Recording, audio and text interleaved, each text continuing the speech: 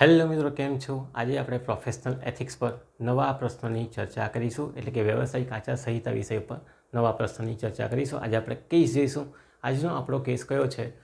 તો Pawan Singh versus ગુરુદયાલસિંહ most IMP case છે આપણી દ્રષ્ટિએ જોઈએ તો. ચાલો, કેસ આપણે લખતા હોઈએ એટલે તમારો ફોર્મેટ તમને ખ્યાલ હોય છે. સૌથી પહેલાં આપણે શું લખીએ? કાયદો અને જે પ્રશ્નો છે કેસનો ગેરવર્તણૂકનો તે આપણે જોઈએ છે. ત્યાર પછી કેસની હકીકત જોઈએ છે અને પછી ક્યાં ક્યાં અરજી જાય છે, બાર કાઉન્સિલિંગની અંદર જાય છે કે રાજ્ય બાર કાઉન્સિલિંગની અંદર જાય છે કે સુપ્રીમ કોર્ટની અંદર જાય. તો પહેલે રાજ્ય બાર આવે, રાજ્ય બાર પછી કોણ આવે? બાર કાઉન્સિલિંગ ઓફ ઇન્ડિયા આવે અને અહીંયા સુપ્રીમ કોર્ટ પછી છેલ્લે આવે અને એનો ચુકાદો આપણે દર્શાવવો પડે. અહીંયા આપણી રાજ્ય બાર કાઉન્સિલિંગ નથી, એનો મતલબ કે સીધી અરજદારે અરજી ક્યાં કરેલી હશે? બાર કાઉન્સિલિંગ ઓફ ઇન્ડિયાની અંદર કરેલી હશે અને પછી અપીલ કરેલી હશે તો સુપ્રીમ કોર્ટની અંદર કરેલી હશે. એમ સ્ટેપ બાય સ્ટેપ આપણે જોવાનું છે. ચાલો, તો કયો કેસ છે આપણો? આપણો કેસ છે પવનકુમાર સિંહ વર્સિસ ગુરુદયાલ સિંહ, બરાબર, જે ઓલ ઇન્ડિયા રેકોર્ડ 2000ની અંદર આવેલો કેસ છે.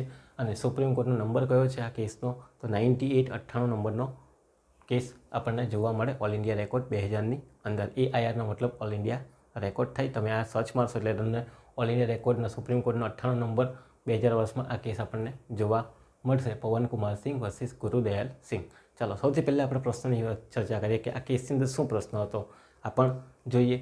તો બાર કાઉન્સિલિંગ રૂલ્સ, બરાબર, બાર કાઉન્સિલના રૂલ્સ બનાવેલા એની કલમ 47 અને 48 મુજબ વકીલની નોંધણી પહેલાં ટેક્સીના ધંધામાં માલિક હતો. વકીલ જે હતો તે પોતાની નોંધણી કરાવ્યા પહેલાં, બરાબર, એટલે વકીલાતની નોંધણી તમારે બારમાં કરાવવાની હોય એ પહેલાં એ ટેક્સીના ધંધામાં માલિક હતો.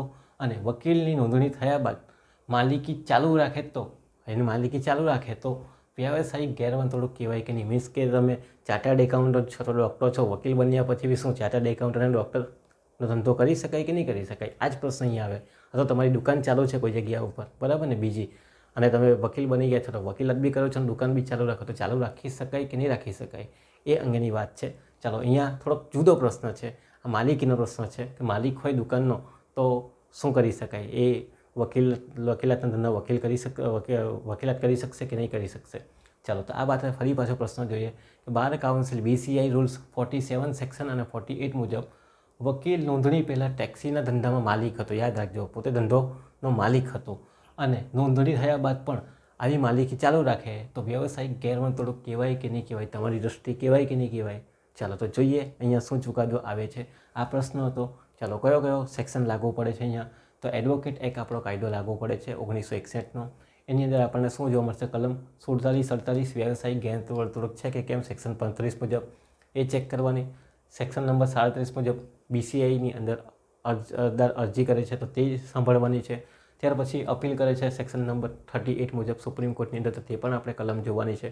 આ કાયદાની કઈ કઈ કલમો લાગુ પડે છે? આટલી કલમો લાગુ પડે છે. ચાલો, તો એ હવે આપણે શું જોઈએ?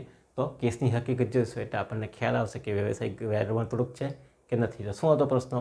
વકીલની નોંધણી પહેલાં ટેક્સીના ધંધામાં માલિક હતો અને વકીલ થયા બાદ એટલે કે નોંધણી કરાવી દીધા બાદ આવી માલિકી ચાલુ રહે તો વ્યવસાયિક ગેરવર્તણૂક કહેવાય કે નહીં કહેવાય? ચાલો, તો કેસની હકીકત પહેલાં તો જોઈએ. આપણે કેસની હકીકત લખવાની છે. વકીલની નોંધણી પહેલાં અરજદાર ટેક્સીના ધંધાનો માલિક હતો. મીન્સ કે કાર ચલાવતો હશે, ટેક્સીનો ધંધો હશે, એના અંદર શું હતો? એ ધંધાનો માલિક હતો. એ માલિક જ છે. શાનો? તો વકીલની નોંધણી પહેલાં અરજદાર એટલે કે વકીલ જ પોતે ટેક્સીના ધંધાનો માલિક હતો. પછી શું થાય છે કે એમની પાસે 4 ટેક્સી હતી, ધંધાનો માલિક પણ હતો અને 4 ટેક્સી હતી. અને એને વકીલાતનો અભ્યાસ બાદ તેણે રાજ્ય બારમાં નોંધણી કરાવી. જે તે રાજ્ય બારની અંદર આપણે નોંધણી કરાવવી પડે. વકીલાત કરવી હોય તો એમને એમ તો આપણે વકીલ બન્યા પછી બી આપણે વકીલાત કરી શકતા નથી. એટલે વકીલ બનવું હોય તો તમારે બારમાં નોંધણી કરાવવી પડે. જે તે રાજ્ય બાર હોય તેની અંદર બોમ્બે છે, ગુજરાત છે, જ્યાં હોય લાગુ પડે ત્યાં. તો વકીલાતના અભ્યાસ બાદ તેણે રાજ્ય બારમાં શું કરી? વકીલ તરીકે નોંધણી કરાવી, પ્રેક્ટિસ કરવા માટે નોંધણી કરાવી. અને ધંધાના માલિક તરીકે પણ શું હતો? ચાલુ હતો. ધંધાનો માલિક એટલે કે આ જે કાર છે, આ ટેક્સી છે, એનો પણ એ માલિક છે, એ ધંધાનો પણ એ માલિક ધરાવે. મીન્સ કે કોઈ દુકાન છે એનો પણ માલિક એ છે.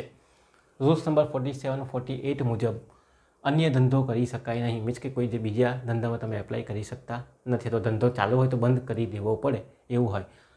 ધંધો કરવા માટે રાજ્ય બાર કાઉન્સિલિંગની પરવાનગી જરૂરી છે. કોઈ પ્રકારના ધંધામાં તમે જોડાયેલા હોય તો બાર કાઉન્સિલિંગને પહેલે તમારે શું આપવું પડે? સોગંદનામું આપવું પડે, બધું આપવું પડે. એ પરવાનગી આપે તો કરી શકાય, અધરવાઇઝ કરી શકતા નથી. તો ધંધો કરવા માટે રાજ્ય બાર કાઉન્સિલિંગની પરવાનગીની જરૂર હતી, બરાબર. તો પરવાનગી છે કે નહીં તો કોણ નક્કી કરશે? એ રાજ્ય બાર કાઉન્સિલિંગ નક્કી કરે. અરજદાર સામે ફરિયાદ કરવામાં આવી કારણ કે હજુ બી ધંધામાં ચાલુ છે. ક્યાં ફરિયાદ કરવામાં આવેલી? બાર કાઉન્સિલ ઓફ ઇન્ડિયાની અંદર અરજદાર સામે એટલે કે આ વકીલ સામે શું કરવામાં આવી?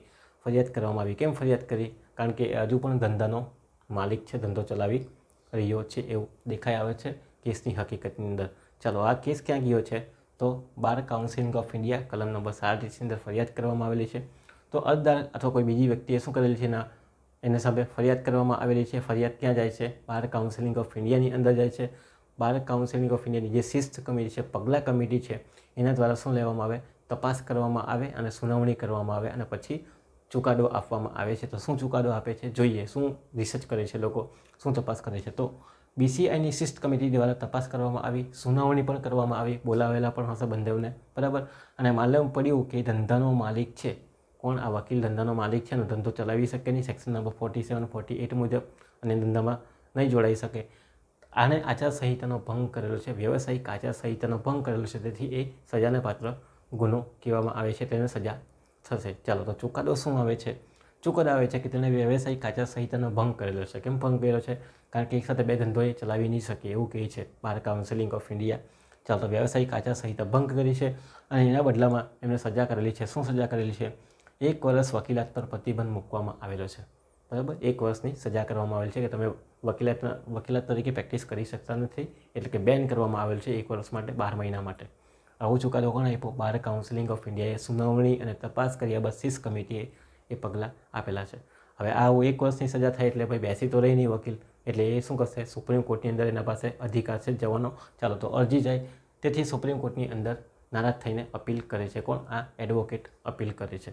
ચાલો, હવે એ અપીલ ક્યાં જાય છે? કેસ આખો સુપ્રીમ કોર્ટ ઓફ ઇન્ડિયાની અંદર જાય છે, બરાબર. સેક્શન નંબર કઈ લાગુ પડે તમને? 38. ચાલો, અપીલ ક્યાં ગઈ?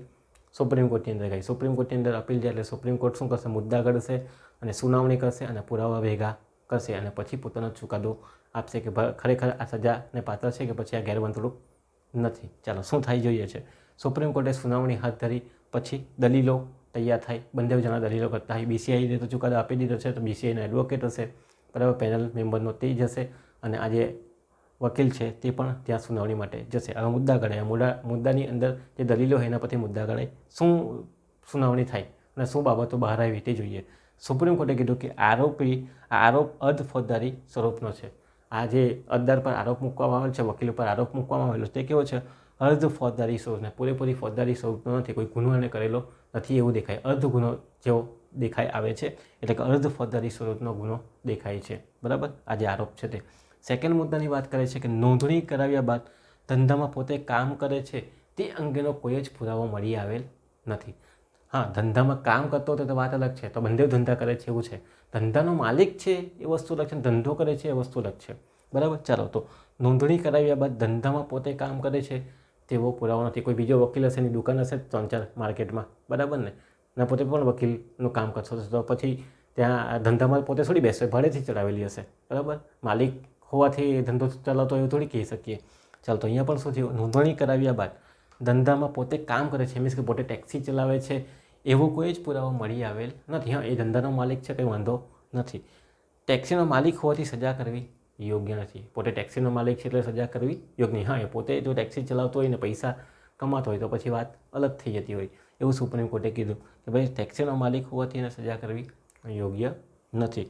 ચોક્કસ સાબિતી મળેલી નથી કે પોતે પણ બીજો ધંધો ચલાવે છે વકીલાત સિવાયનો, એવી કોઈ સાબિતી મળી આવેલી નથી. તો હવે ચુકાદો શું થાય? ભાઈ માલિક છે તો કંઈ વાંધો નથી, પણ એ પોતે થોડી ધંધો ચલાવતો છે, બરાબર. ટેક્સી ડ્રાઈવરના માલિક હોવાથી કંઈ એવું થોડી થાય કે પોતે ધંધો કરાવે છે. ચાલો, તો ચુકાદો શું આવ્યો? BCI દ્વારા અપાયેલી સજા રદ. BCIએ શું સજા કરેલી હતી? 1 વર્ષની વકીલાત પર પ્રતિબંધ મૂકેલો હતો, ના પાડેલી હતી, બેન કરેલો હતો, તો એ બેનને શું કરી દેવામાં આવેલું છે?